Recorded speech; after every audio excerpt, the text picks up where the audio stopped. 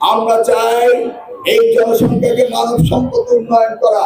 সোনারগাঁয়ের জনগণ আপনারা অত্যন্ত ভাগ্যবান যে বন্দরের যে পলিটেকনিক ইনস্টিটিউটটি হওয়ার কথা ছিল সেটি সোনারগাঁয়েতে স্থাপিত হতে যাচ্ছে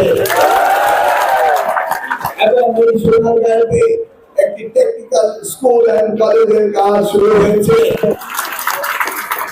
বিশ্ববিদ্যালয়ের ব্যাপারে মাননীয় সংসদ সদস্য আমাকে 100 বিঘা জায়গা দিবেন, এই কমিটমেন্ট তিনি করেছেন। লোকেশনটাও বলেছেন সামওয়্যার ওই ফেস্টোফোনের আশেপাশে, ওই জায়গাটা হাইওয়ের আশেপাশে। আর বিশ্ববিদ্যালয় করতে আরো অনেক জায়গা লাগবে। আমি বলছি আপনি 100 বিঘা দিচ্ছেন, বাকিটা আমি দেখি কিভাবে বুঝাতে পারি। এবং এই জায়গায় একটি বিশ্ববিদ্যালয়ের প্রয়োজন রয়েছে, এটা আমি বিশ্বাস করি ইনশাআল্লাহ পর্যায়ক্রমে হবে। আমাদের দেশে শিক্ষা পিছিয়ে আছে, আর যুক্তরাষ্ট্র, ইউরোপ, আমেরিকা তাদের শিক্ষায় অবহেলা নেই সরকারের, সেই জন্য তারা এগিয়ে আছে। আমরা চাই এই জনসংখ্যাকে মানব সম্পদ উন্নয়ন করা। সেই জন্য আমাদের প্রধানমন্ত্রী জনাব তারেক রহমান শিক্ষায় গতকালকে বাজেট ঘোষণার সময় দেখেছেন জিডিপি 2% তিনি বরাদ্দ করেছেন। সবচেয়ে বেশি বরাদ্দ দিয়েছেন শিক্ষা মন্ত্রণালয়ে 1,26,000 কোটি টাকা, যা বিগত দুইটি সরকার, আওয়ামী লীগ সরকার এবং ইন্টারিম গভর্নমেন্টের 87,000 টাকার বেশি যায়নি। 1,36,000 কোটি টাকা তিনি আমাকে আশ্বাস দিয়েছেন এবং প্রকাশ্যে ঘোষণা দিয়েছেন আগামীতে তিনি বাজেট বাড়িয়ে দিবেন এবং শিক্ষার বাজেট জিডিপির 5% তিনি উন্নতি করবেন। তবে বুঝতেই পেরেছেন শিক্ষাকে গুরুত্ব দিয়েছিল শহীদ রাষ্ট্রপতি জিয়া রহমান।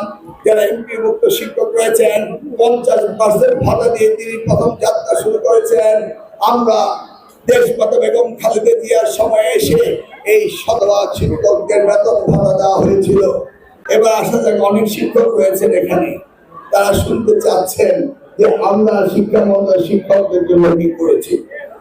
আপনাদের স্মরণ রয়েছে দেশমাতা বেগম খালেদা জিয়া, তিনি আপনাদের কল্যাণ ট্রাস্ট এবং অবসর ভাতার ব্যবস্থা করেছিলেন এবং উৎসব ভাতার ব্যবস্থা করেছিলেন 2001 সালে যখন আমি প্রতিমন্ত্রীর দায়িত্বে ছিলাম। স্মরণ আছে আপনাদের? আমরা এসে দেখেছি আপনার কল্যাণ ট্রাস্ট উৎসব ভাতা থেকে 7,000 কোটি টাকা আত্মসাৎ করেছে এবং 2022-এর পরে আর কোন শিক্ষককে রিটায়ারমেন্টে গেলে কল্যাণ ট্রাস্ট এবং অবসর ভাতা দেওয়া হচ্ছে না। এই বিষয়ে আমরা পদক্ষেপ নিয়েছি।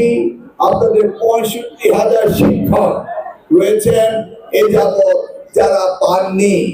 আমরা এই জুলাই মাসের শেষে একটি টোকেন অর্থাৎ ন্যূনতম পক্ষে 1 লাখ টাকা করে হলো আমরা আমাদের এই যাত্রা এই বছরের এই জুলাই শেষে আমরা শুরু করব। ইতিমধ্যে 14,300 শিক্ষক বিগত সরকার করে ওভারনাইট তাদের অ্যাপয়েন্টমেন্ট দিয়েছিল, সেগুলিকে আমরা ক্রমান্বয়ে তাদেরকে আমরা আবার ট্রেনিং এর মাধ্যমে তাদেরকে 2 বছরের প্রফেশনাল পিরিয়ড হিসেবে শিক্ষকতার জন্য তাদেরকে আমরা অন্তর্ভুক্ত করে ফেলেছি।